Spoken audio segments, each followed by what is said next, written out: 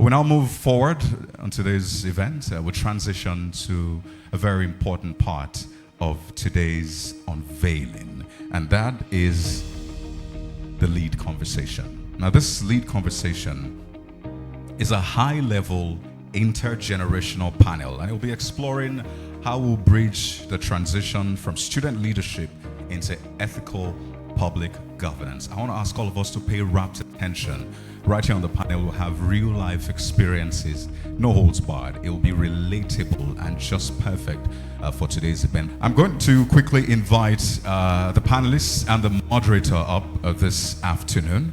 The panel will be moderated, of course, by the executive lead of Gender Mobile Initiative, Miss Omomi Ogorotimi. She's been prepped with a microphone, so we'll give her some time. But in the meantime, I would like to welcome the panelists to the stage this morning. And once I call their names and give their designation, I'll appreciate if you can give them a very warm welcome. The very first panelist on this very distinguished panel is a member of the House of Representatives representing Kaduna North Federal Constituency, a dynamic young legislator who's passionate about technology, legislative reform, and youth leadership. A lot of people have said this man is very, very humble. So ladies and gentlemen, distinguished guests, let's make welcome Honorable Mohammed Bello El-Fai as he makes his way to the podium as a panelist on the lead conversation this afternoon. Come on, we'll do better. Young people must support other young people who are doing great things in leadership. You're welcome, Honorable. Here. You're the first, so you can really choose anyway. All right, next up on this panel is Senior Special Assistant to the Ekiti State Governor on Student Affairs, a dedicated student advocate, essentially bridging the campus governance and state policy making. Let's make welcome, please, this afternoon, Ms. Modupe Adetiba, the Senior Special Assistant to the Ekiti State Governor on Student Affairs. Also on this panel is representation from the Ivory Towers at the very top level, just to show all the organs coming to make the LEAD Fellowship a success. The Deputy Vice Chancellor, Innovation and Research at the Delta State University, Abraka, a renowned professor of economics committed to academic innovation and ethical youth formation. Please let's make welcome Professor Douglasin Omotor, Deputy Vice Chancellor, Innovation and Research at the Delta State University, Abraka. Come on, let's put our hands together for him as he makes his way to the podium. You're welcome, sir. And our fourth panelists on today's panel. Please, you could take your seat over there, sir. Yes, sir. Thank you. Well, the very fourth panelist is someone you've heard about her in some way, but I won't let the cat out of the bag yet. She's a passionate legal educator, who's driving practical civil literacy and human rights advocacy among students. Please let's make welcome Miss Amra Saliu, head of the University of Abuja Law Clinic. Let's put our hands together for her. She's the head, University of Abuja Law Clinic, Miss Amra Saliu. And of course, the moderator of the lead conversation this afternoon, the superwoman herself, the visionary behind the Gender Mobile Initiative. Let's make welcome the executive lead of GMI, Miss Omomi Ogorotimi Esquire, that is never tired. Or how did they say it? Let's put our hands together for her as she makes her way to the podium.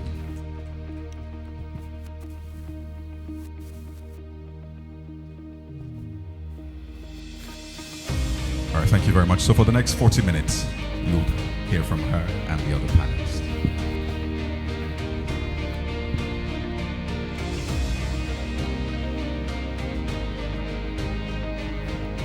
Good afternoon, everyone. Good afternoon. Feels like the energy in the room is quite low, but I promise you we'll charge it up with this lead conversation. Good afternoon, Your Excellencies. Permit me to rest on already established protocol. A few months ago, like I earlier established during my opening remarks, actually not a few months ago, I think a little above a year ago, during one of our engagements at Gender Mobile Initiative, a female student leader who is right here on the panel with us to contribute to this conversation, looked at us at Gender Mobile Initiative and asked a question that fundamentally reshaped our thinking. She spoke candidly about the grit it took for her to contest election on campus as a female student. She also reflected about the pressure of even having to compromise one's integrity and the sheer frustration attached to graduating and not having an idea of, how best to consolidate on one's leadership capability. So she asked a fundamental question, and she said, can there be a structured bridge for us as student leaders? And I'm glad to share with you that challenge became the seed for the LEAD Fellowship. Please, let's give ourselves a round of applause. Do you remember, Amra? No, it was last year when we had one of our funding partners visit University of Abuja, and you shared your experiences. It's interesting that you even know that something stemmed from that old conversation, something solid like this. And just to also mention that across higher education institutions, we know that students are already organizing elections. They're negotiating competing power interests and even representing their constituents. And so it's safe to say that Nigeria's political culture is first rehearsed in higher education institutions. Unfortunately, that culture suffers two systemic flaws, like we've earlier identified. The first is the democratic formation gap, and then the second is the democratic transition deficit.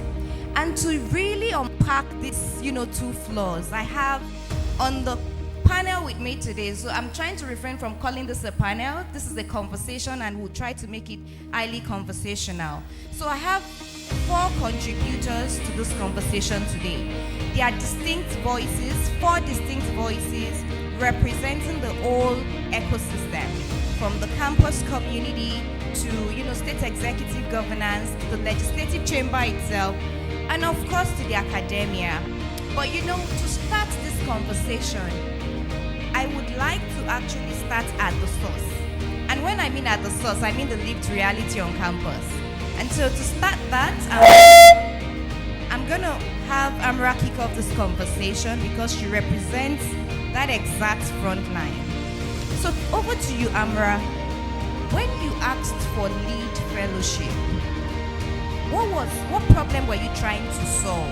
What exactly was missing? Not just for you as a student leader, but for an entire generation of student leaders.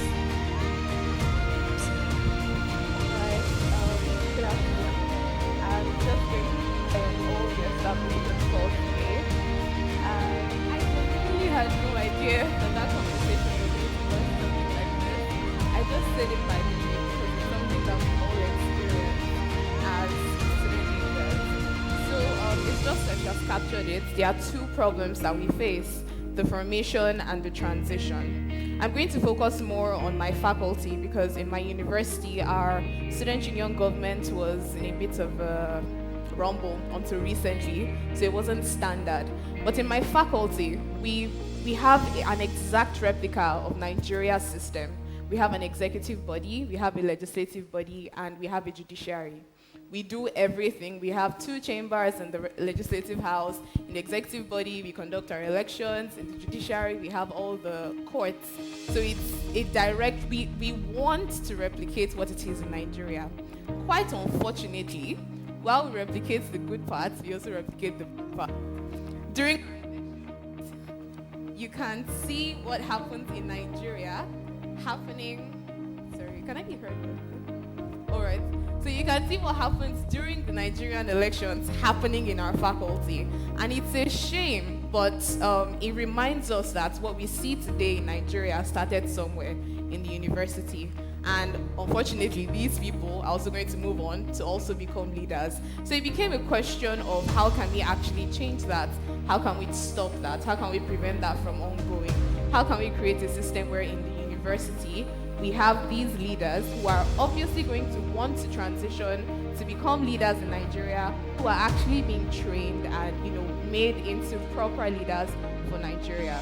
So I looked at how our elections are run, where we, the women, have to hide under the men to contest, where the men have to endorse us before we know that we'll win, where we have to meet certain godfathers, pay certain homages, compromise in certain instances before you're assured of your victory. Things like that are things that happen in Nigeria, and it just became a problem. It became a concern. Can't I stand on my own? Can't I actually be trusted to lead by my own values and not because there's someone, pulling the strings? And the funny thing is not even just women. Even men act as puppets to other men. There's always somebody calling the shots. So you see a leader and you're like, but I know this person. Why is this person acting like this?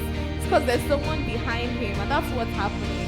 So when I saw those things, I saw the climate, it became a question that I just felt to ask, in that I honestly had no idea I was going to be taking this serious, but it was a serious problem that even those who end up being the good ones don't have a way to transition into the future. Because, in all honesty, quite unfortunately, it's the loud ones, the ones who are already, rooted in the godfatherism, those are the ones who find their footing easily in Nigerian politics. So the good ones, the people who stay true to their values, will leave the university and their names are not remembered. But the louder ones, the ones who do the political lingo and all of that, are the ones who now enter the politics. So those were the issues that I saw, the issues that I considered before raising that. I'm so grateful to Gender Mobile for taking me seriously. I'm so grateful. Thank you very much. Thank you so much, Amra, for grounding us in that reality.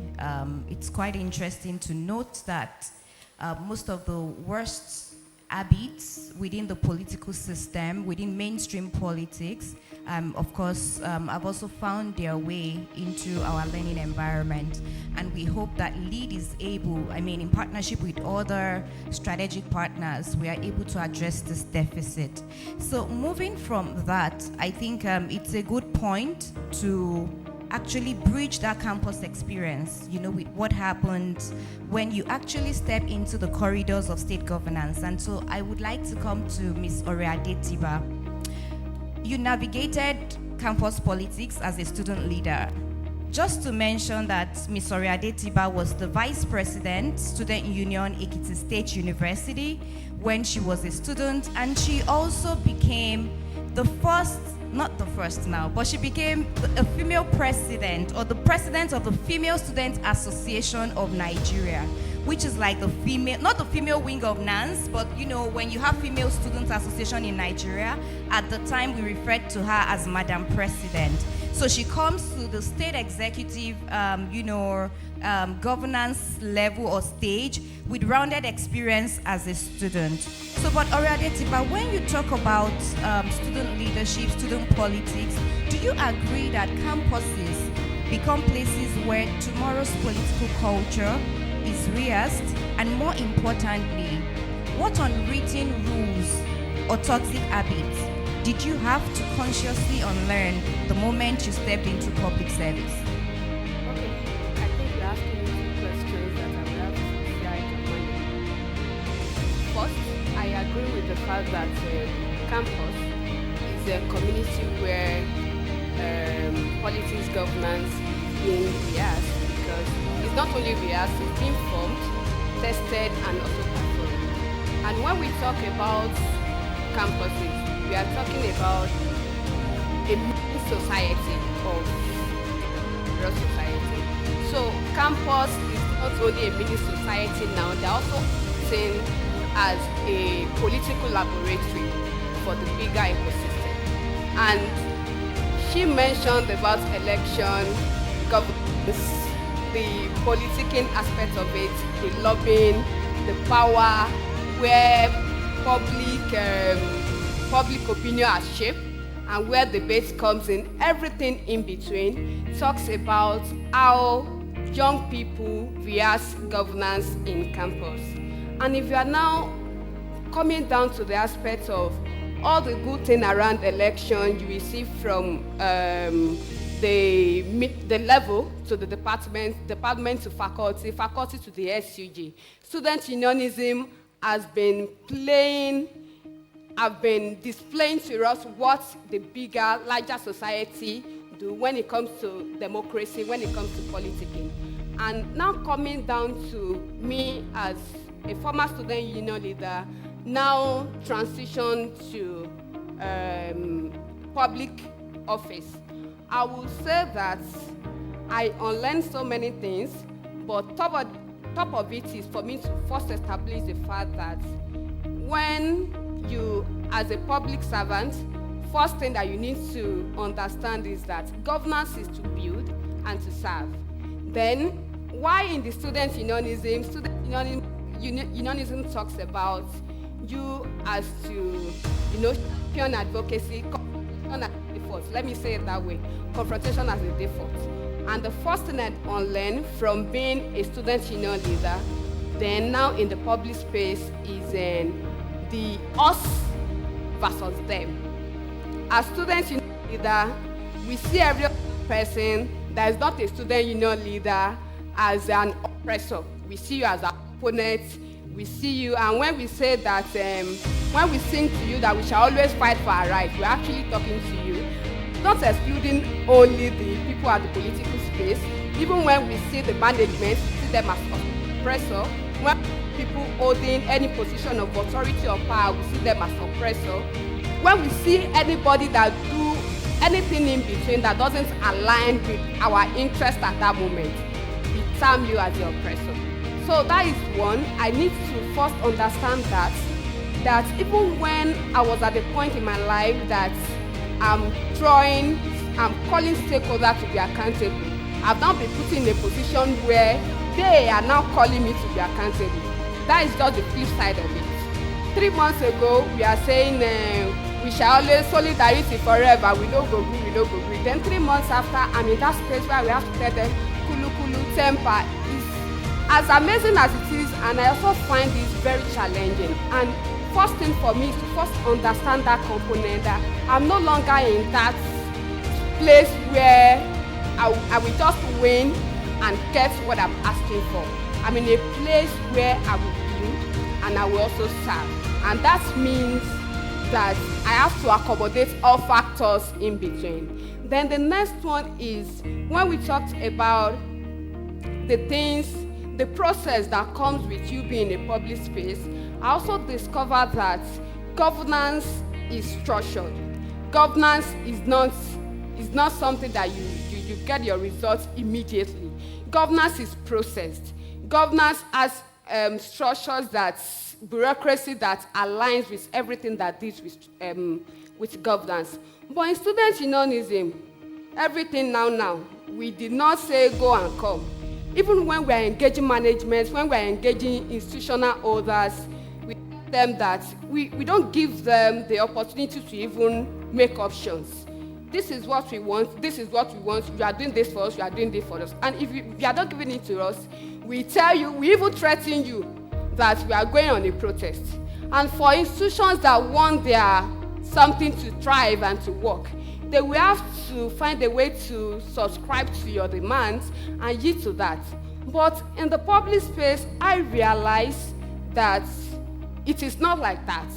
I don't bring that mindset of quick into public space. I first understand the process and how I need to see how I can maneuver my demands or advocacy in such a way that it will be very diplomatic and it will be able to scale. And lastly, when we are talking about things that I also unlearn, is that act of populism.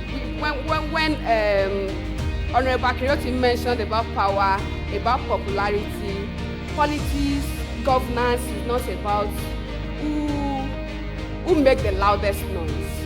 It is not about who, in fact, people who really move the needle are the people that you don't even know that they are there with.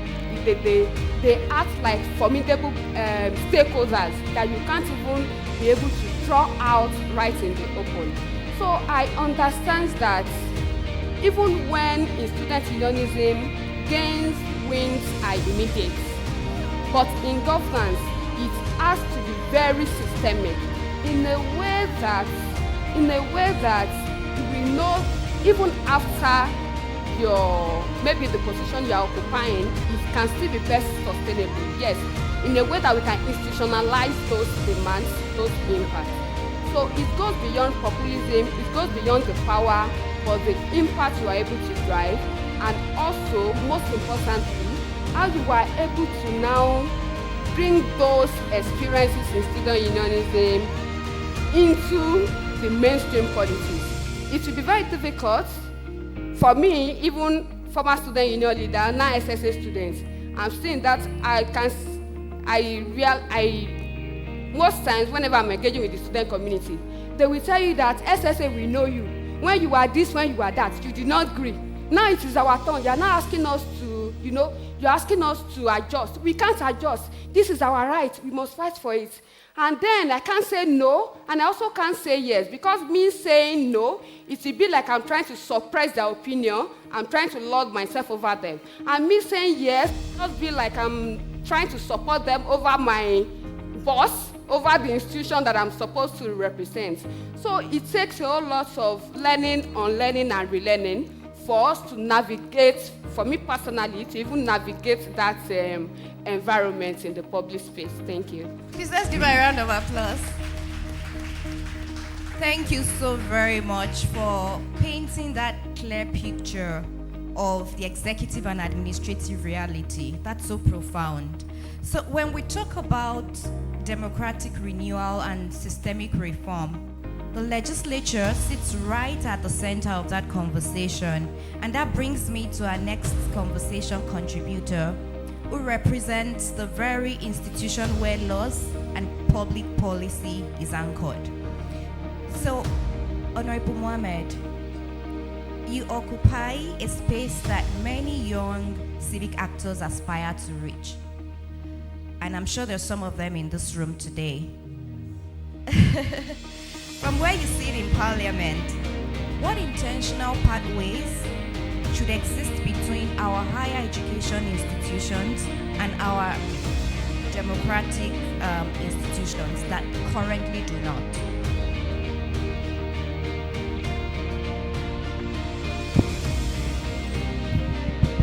Good afternoon, ladies and gentlemen. Permit me to stand on existing protocols. Thank you so much for being here and for the invitation.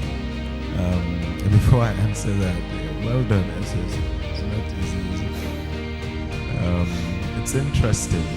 First of all, commendations to the Lead Fellowship and the excellent work you're doing, Jeremy.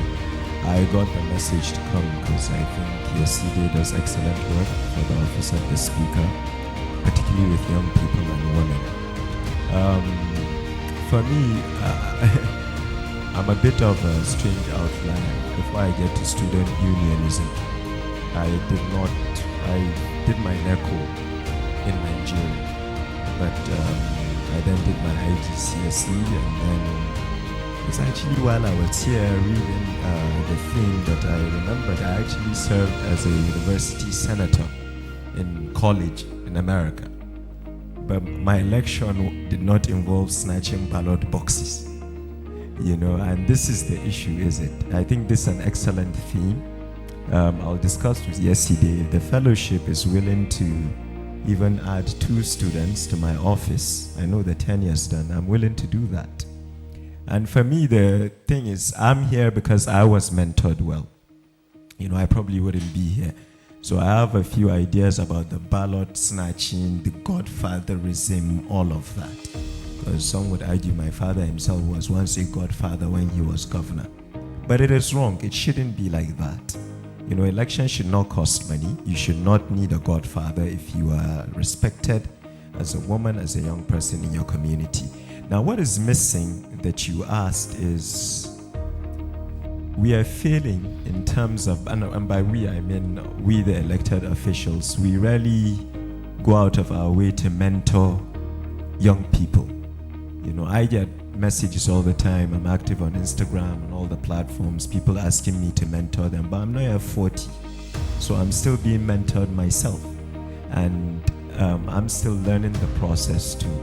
But the tragedy for me, and this was scary what you said about the Faculty of Law, is we are really setting a bad example.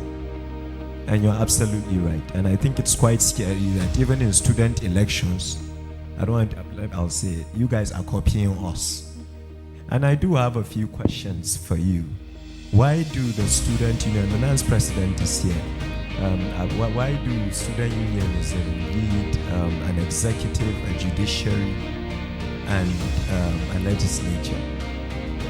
Surely for efficiency, you should have the legislature. I was a class senator, but I think even that reminds you of what we politicians like to do. This is why we create agencies to hand jobs for the boys.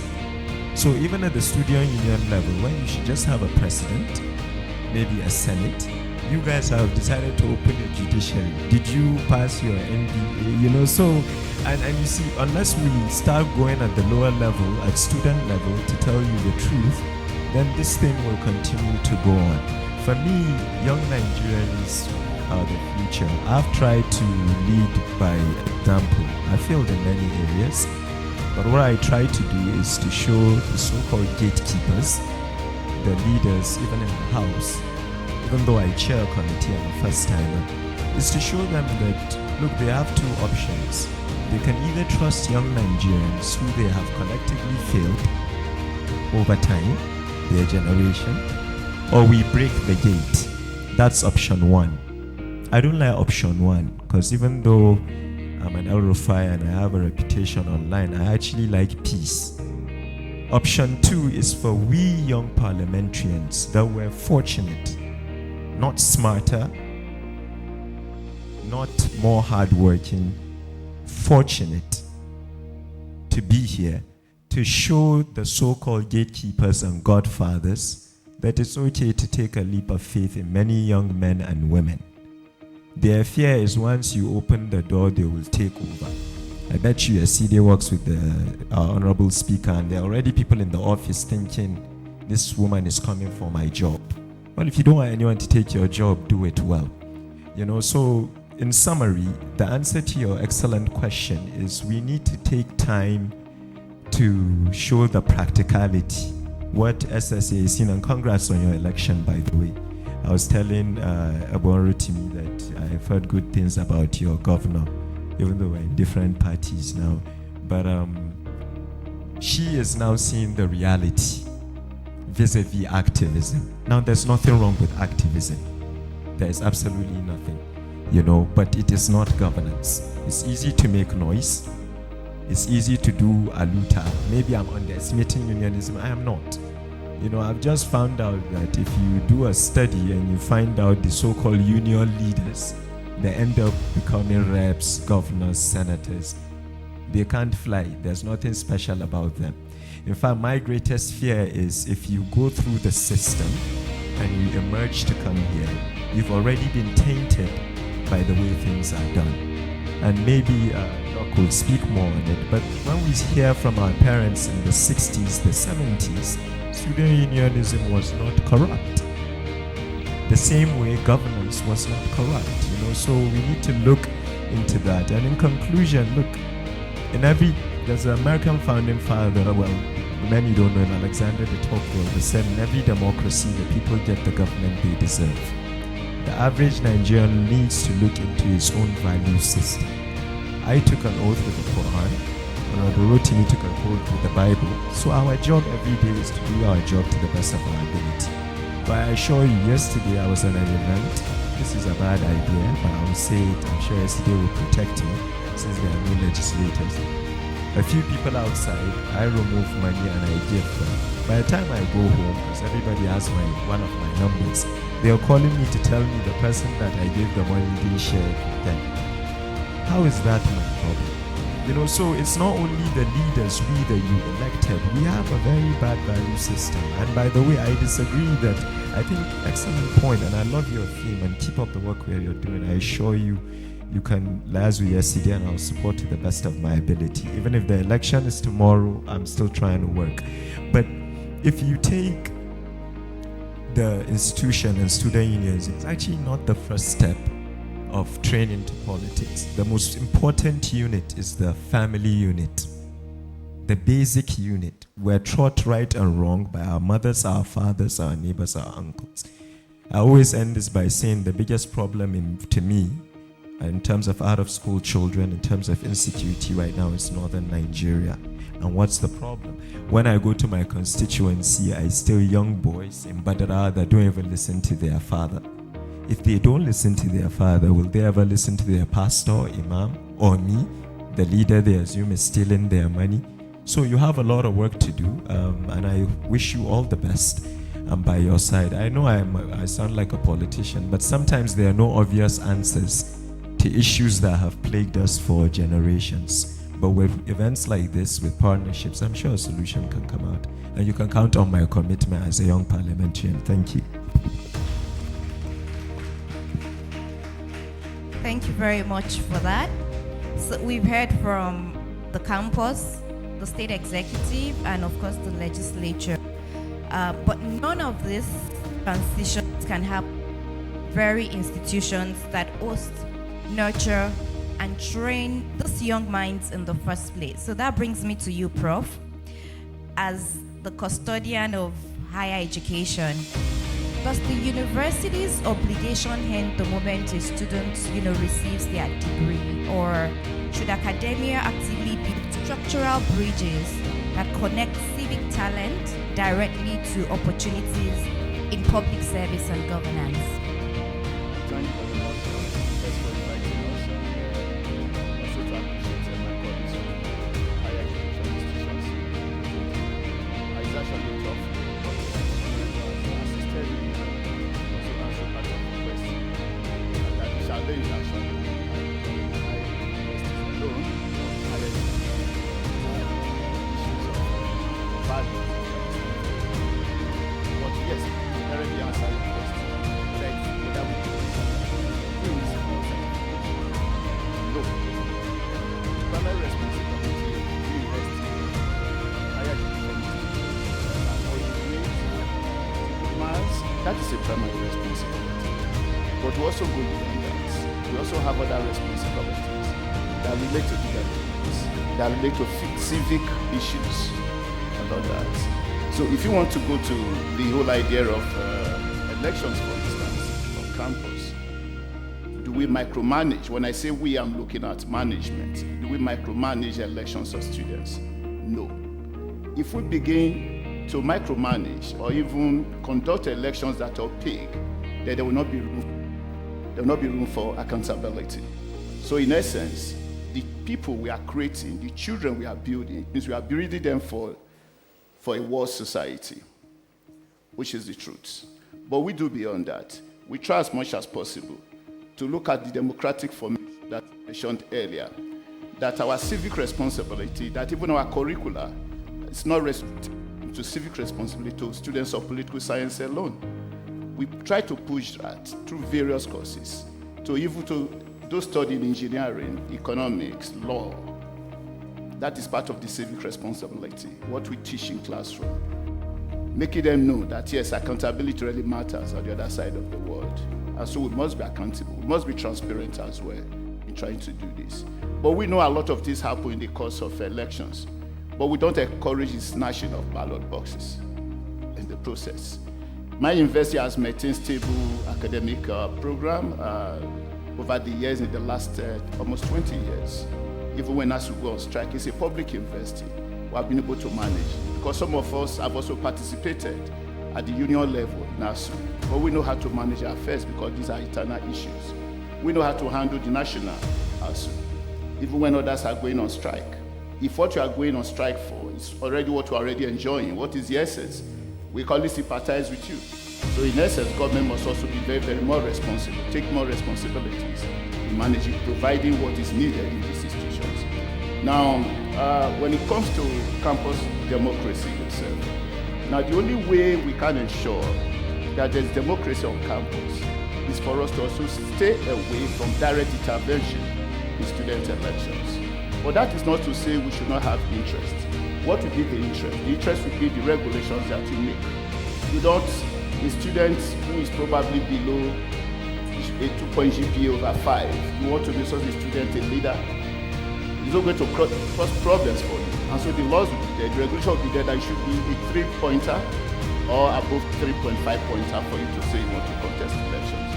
Because if you are dull academically, you cannot be leading, because you will just be like a sheep leading the lions. The lions, people say, I'm not afraid of lions led by a sheep, but I'll be afraid of sheep led by a lion. And so that is that. So we do all that. Now, there's also the whole idea of career and transition support. We try as much as possible to also reach out.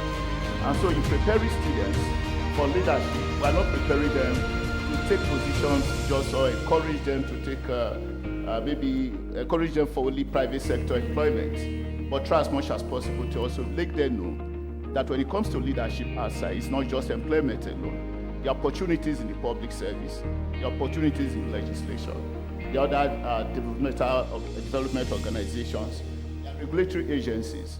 So what the university can also do is to try as much as possible and maintain a relationship, have a relationship with some of these other agencies. Try as much when it even comes to placements of students, not only in this private sector like I mentioned, but also in public service and other governments.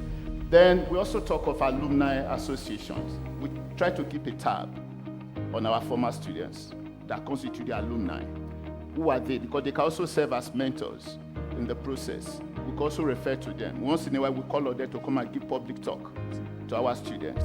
What we do is not just to award degrees. We try as much as possible. We're actually preparing young people for power. Thank you very much. Thank you very much for that powerful submission. And I hear you. I recall that during my days in the university, there was always a lot of emphasis on, being found worthy in character and learning. And I think the character component of it should also be taken as seriously as the learning component of it. So having said that, I would come back to you, Amara. You've heard from the 3 other distinct voices, and you see that campus community is a community that is very diverse. It has every right holder, from young people to even elderly people, persons with disability, minority persons and all. I'm curious to know or to hear from you, based on where you sit, what would a meaningful transition actually look like to you? So, okay. Me, it would look like a system where we then. Where's the mic? Okay. All right, thank you. So I think that a proper transition would look like an avenue where we have mentorship, supervision, and inclusion. So those are 3 things. I'll start with mentorship.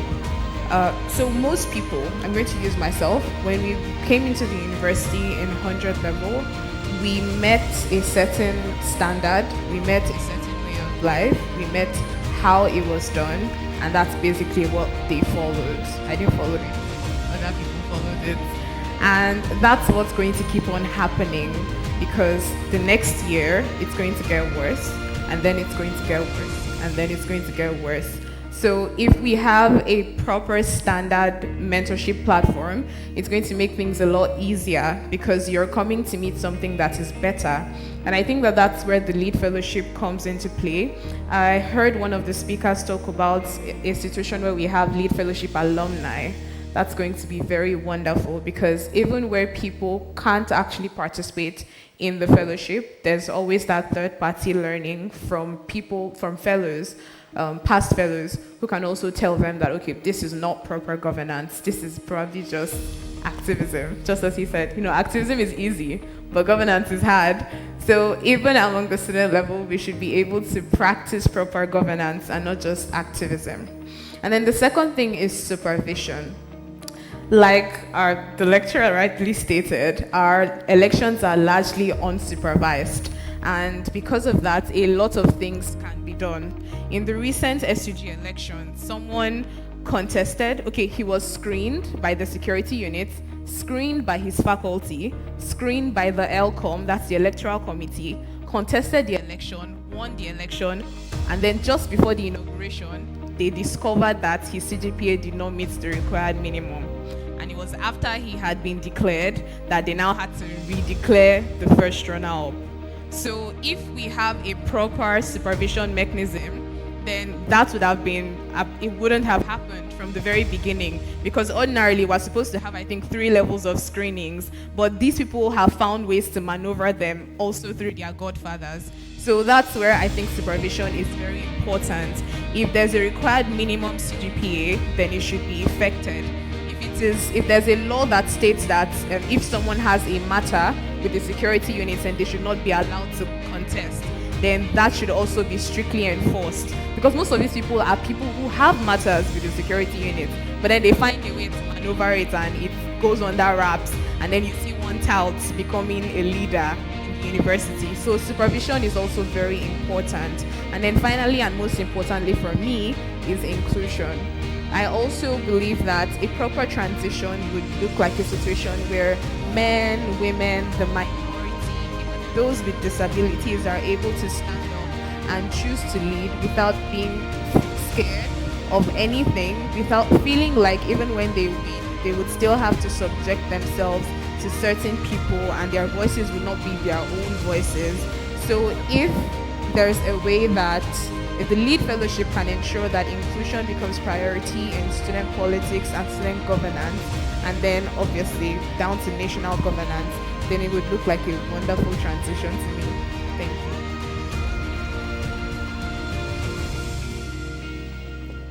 you. Thank you, Amara, for those beautiful insights. And I can assure you that we're taking some of these insights forward as we continually, shape LEAD. And we're also counting on you, for further insight as we journey along. So I'm back to you, Oriade Tiba. LEAD Fellowship is pioneering today, or we are unveiling it today. And we are also trying to ensure that the design, the implementation centers the leadership, aspirations, yearnings and expertise of student leaders and even students in general. So my question to you is, what should programs like LEAD do differently from traditional programs focused on advancing participation and leadership of students and even young people? Okay, first thing that I want to establish is, for me as a person, I'm a huge subscriber of traditional leadership because I believe that leads better. And why the traditional leadership now is when we approach people individually, not as a community, not as a system. And why I'm saying that is because when we talk about student unionism, not only people who are holding position at the SCG, but every component of student unionism, maybe as a class governor, as a legislative person at the department, or maybe as anything, leading a group of people in the student community. One thing that I've discovered is the mindset and the understanding that they have about unionism, about that role that they are occupying. And I think that starts even when how family play a huge role in the making of how mindsets are shaped. Traditional leadership and young people leading better starts from that mindset, their understanding about. I was once a student union leader, and I can say for a fact there are several things that my contemporaries then that they did that I could not do. It is not that I don't have the power to do it, but I find it very irrational. I find it it's not worthy to replicate. But they do it because when you are in position of power in student unionism, it's always like you are in the position of power and authority. You have the capacity to do and undo. And as funny as it is, and as realistic as this is that even when you did something wrong, the system, the environment still accommodate you and correct you with love in a safe space. We've seen several occasions where we see student union presidents telling the vice chancellor of his or her institution, I put it to you, why will you do this? I'll just be like, this person is an elderly person. Can't you just consider the age?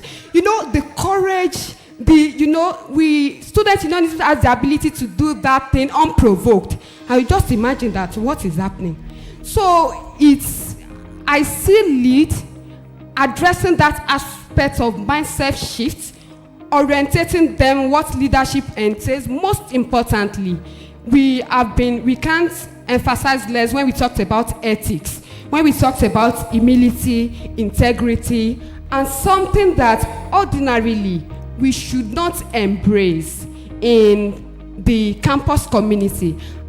In campus community as a mini society, and in the larger society.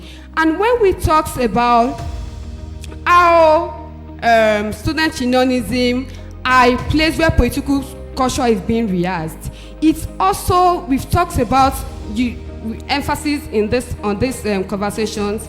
We have godfatherism, we have lobbying, we have so many sorts of things that influence even adequate, responsive, and also proactive leadership, even at that level of community. And if we are talking about that, we should also understand that campuses also mirrors the disinfection of all the things that is happening in the larger society.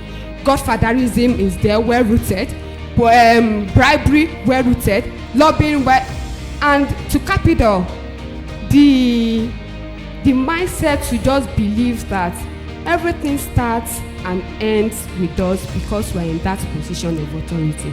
On several occasions, I've even been necessary to the governor now. So many times I've seen student union leaders, they will talk to me in such a way that I will just be like, what is this, for crying out loud? Unfortunately, if I should react, they said that I'm lording myself over them. I'm an oppressor. I'm trying to influence their position. I'm trying to silence their voice. Then they will emotionally blackmail me by, you were once there. And I can't even tell them that when I was there, I don't do all these things that you are doing. Unfortunately, you still have to align and absorb them in a way that they will not even see that what they are doing is bad. They will just see it as we've made this win and we've moved past it. So I see lead addressing that as one of his foundational principle to absorb when we're engaging our fellows, to see how they can understand that integrity, the ethics, what is culturally acceptable, what is morally acceptable. I think that is the word. That way, when we want to mirror what happened at the larger society, we'll be able to mirror its quality, not its dysfunction. Thank you. Thank you very much, Ore. Looks like there's a whole lot going on in that space. And we look forward to also gleaning from, your journey and also learning more about how things are shaping up where you're currently working as, senior special assistant to the Governor on Student Affairs. So I've been alerted that we have just a few minutes to round up. So this is definitely the last round of questions. So I'm just going to turn it over to you, Honorable Bello, and then to Prof. So my final question to you has to do again with the Parliament. If Parliament could institutionalize one reform to strengthen this transition, what would it be? And what transition is this, if you don't mind?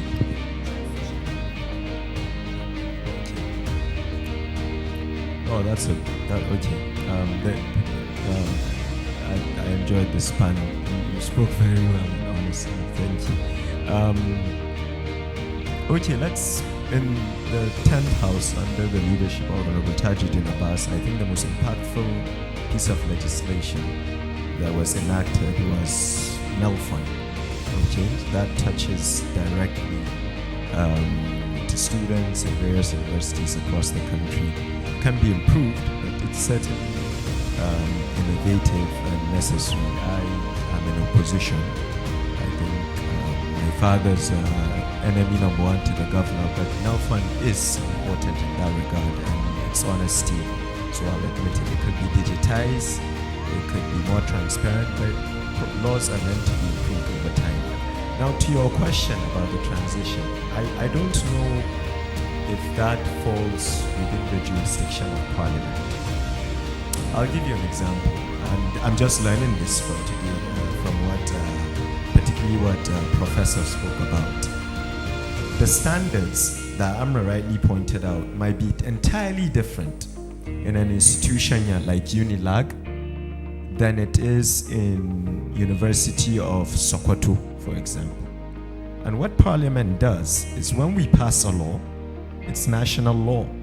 So you're compelling every single institution to abide by it. I think one of the risks, and I'm still learning, Honorable Kafilat she definitely has more experience if she was in the panel, but what I've learned recently is we like to over-legislate things and enforce very little.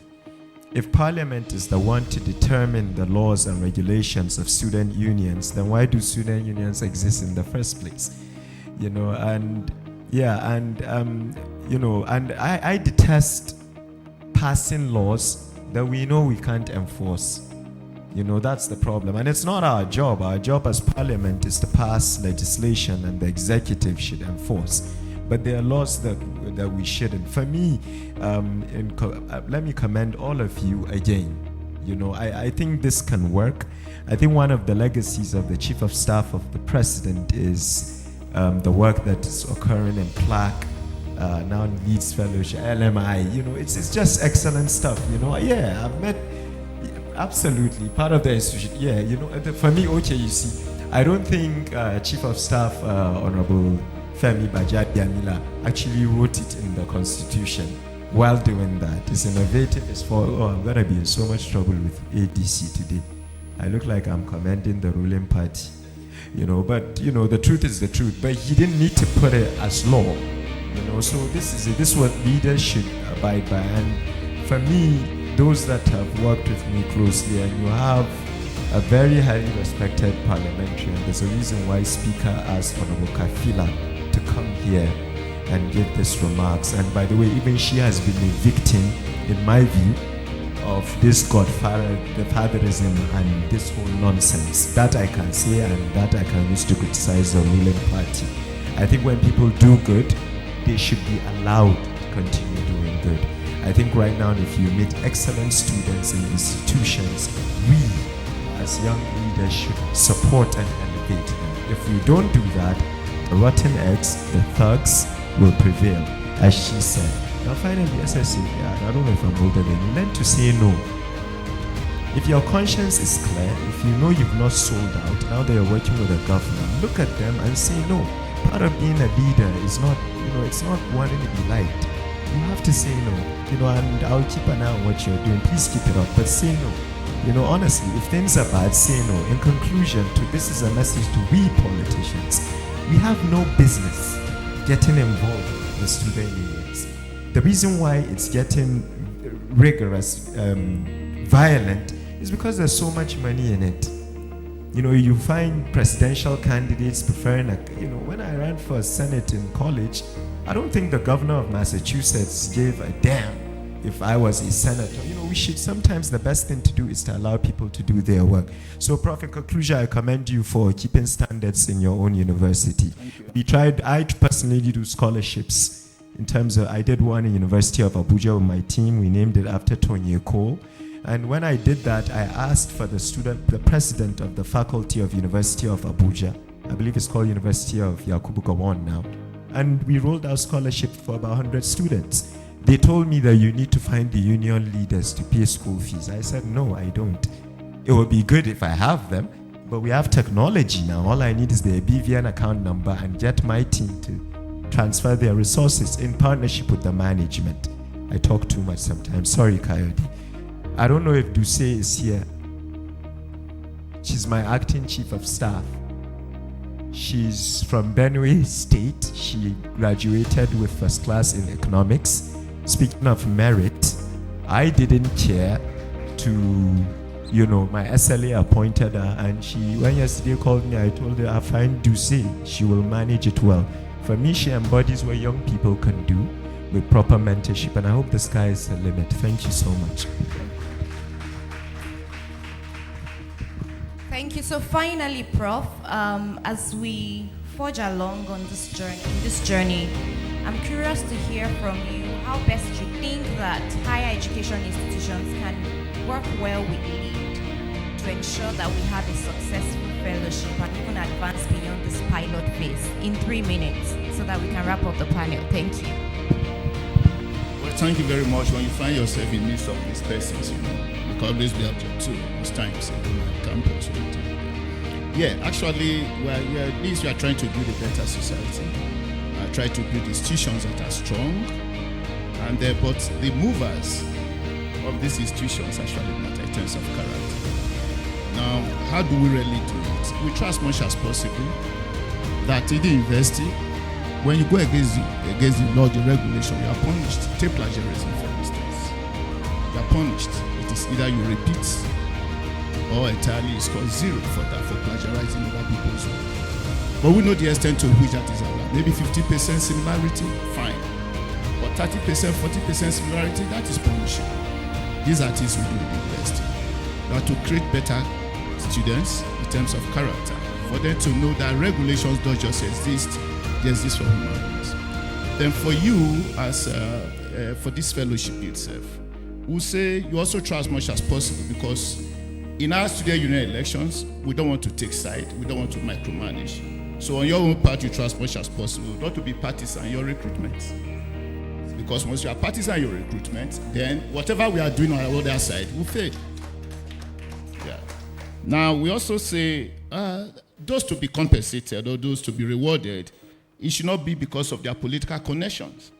Because once you do that, because you are getting support from the National Assembly, and because of that, you want the recommendations to come from the Speaker, honorable members, then it will be defeated. So you try as much as possible to also look at this. Then it should not also be another short-term certificate program that you see. Yeah, so sustainability also matters because of tomorrow, because of what you are building. Now, we should also try as much as possible to ensure that the scheme is not concentrated. The scheme is not concentrated to elite universities alone. Because I want to say, what basis did you really call the Delta State University? Maybe because of the global ranking today, we are the best in the South, South, and Southeast in terms of ranking. If that is the basis, then you are concentrating on elite universities. It must go round. So we try as much as possible to mobilize.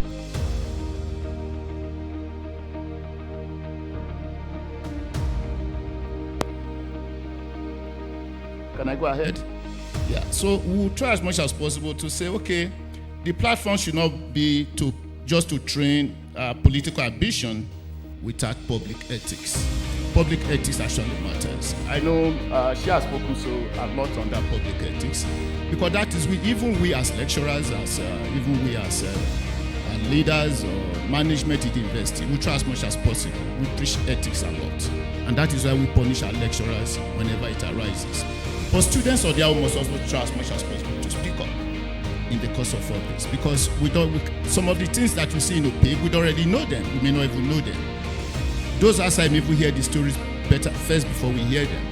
And so as an NGO, you try as much as possible to also participate, even in the making, even when elections are going to take place in the universities, in higher education institutions.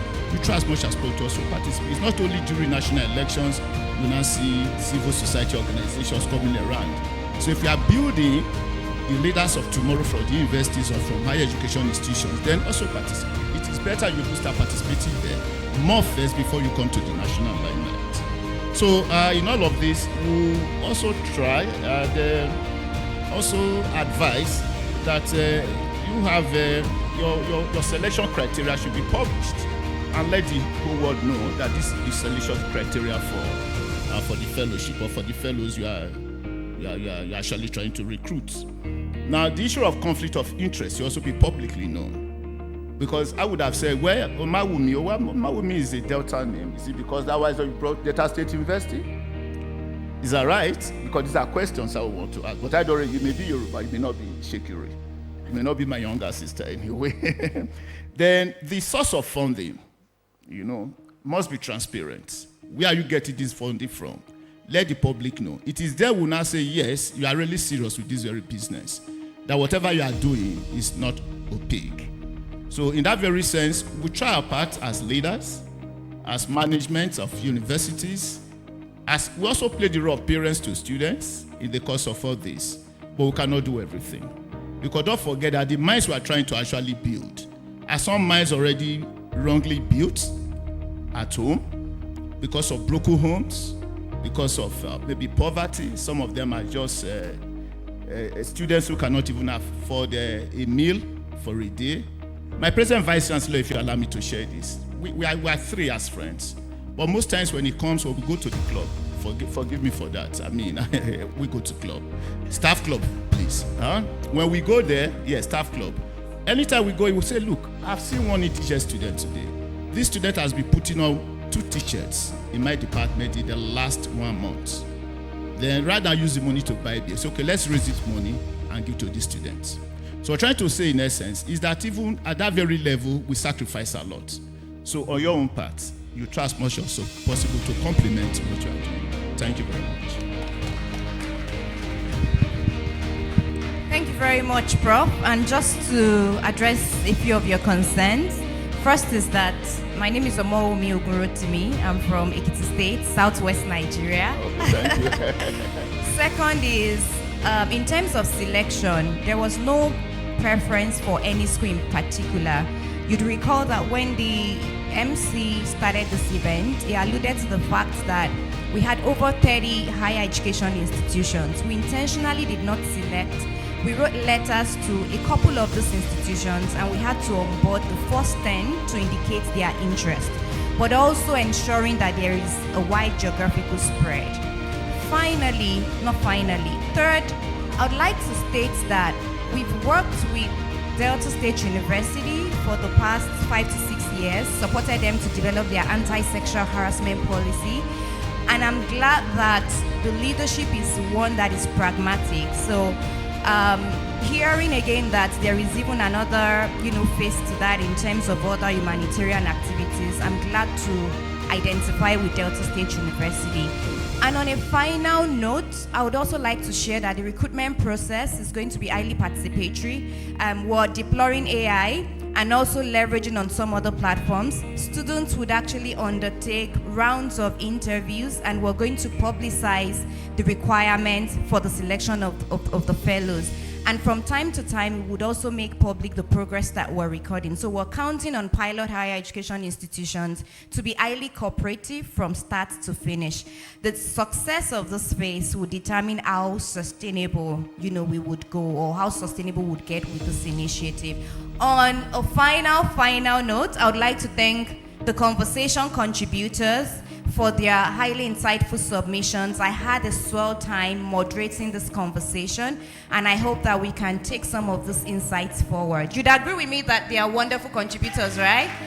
Please, let's welcome them back to their seat with a wonderful round of applause. Okay, so I had to start with